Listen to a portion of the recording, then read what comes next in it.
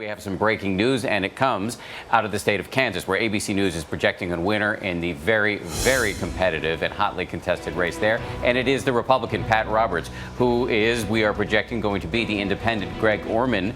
Greg Orman, many people thought, was going potentially to unseat this long-serving Republican senator. So let's get it out to Kansas City right now, and ABC News correspondent Matt Gutman. Matt, this has to be a surprise to a lot of people, given the surge that we've seen for a while, the wind beneath the wings of Greg Orman. Greg Orman nearly had it. Up until just a couple of days ago, Dan, he was leading in the polls. But the Republican establishment threw in everything they had over the past couple of weeks to try to snatch victory from the jaws of defeat here. And it was very, very close.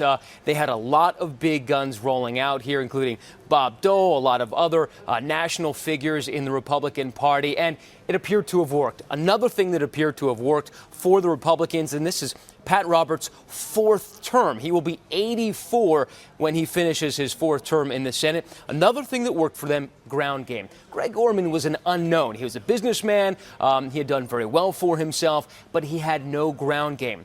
They spent a lot of money on advertising. He doubled the amount of TV ads that Pat Roberts had.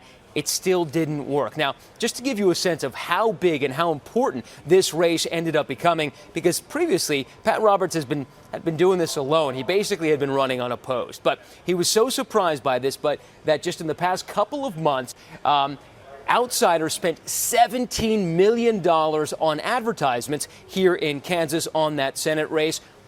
In 2008, how much was spent? $400,000. So this was vitally important for the Republicans. They played for keeps, and they got it. But he was really fighting from behind. There were these disclosures that, in fact, he was mostly living in Washington, D.C., and that when he came back to his alleged home state, he was staying with friends, that he didn't really have a primary residence there. And then after fending off a Tea Party challenge in the primary, there were reports that his campaign was so disorganized they didn't even have Wi-Fi in the office. How exactly, who came in and saved it? National Republican strategists came in to save it.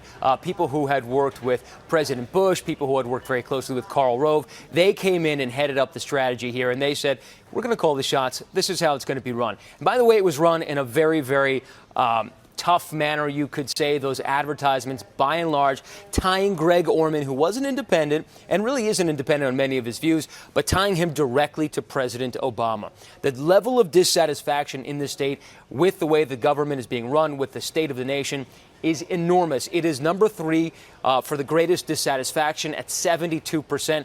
People are not happy. Still, you say, well, if they're so unhappy, and we spoke to a lot of folks today at many barbecue joints, spending a lot of time talking to folks, what do they say? They want to change. Still, they voted for Pat Roberts by a pretty sizable margin today, larger than anyone expected. I think because they feared the unknown. They feared Greg Orman, and it really had been. It's been since 1932 that a non-Republican has been elected here. They just couldn't get over the historical enormity of voting a non-Republican into office. And at the end of the day, people just seem to have voted with what they're comfortable with. And by the way, Dan, that might also happen with the gubernatorial race here. Sam Brownback was really struggling, coming from behind against Paul Davis here. Brownback, the incumbent. Everybody thought he's probably going to lose. It's a very, very tight race as well. So the conservatives in this very, very red state are coming back. They're voting for their leaders, even though they are unhappy with them. A lot of folks said to me, this is the last time. Promise I'm not going to do it again. I just couldn't vote for the other guys. Dan. Such a fascinating dynamic in that state.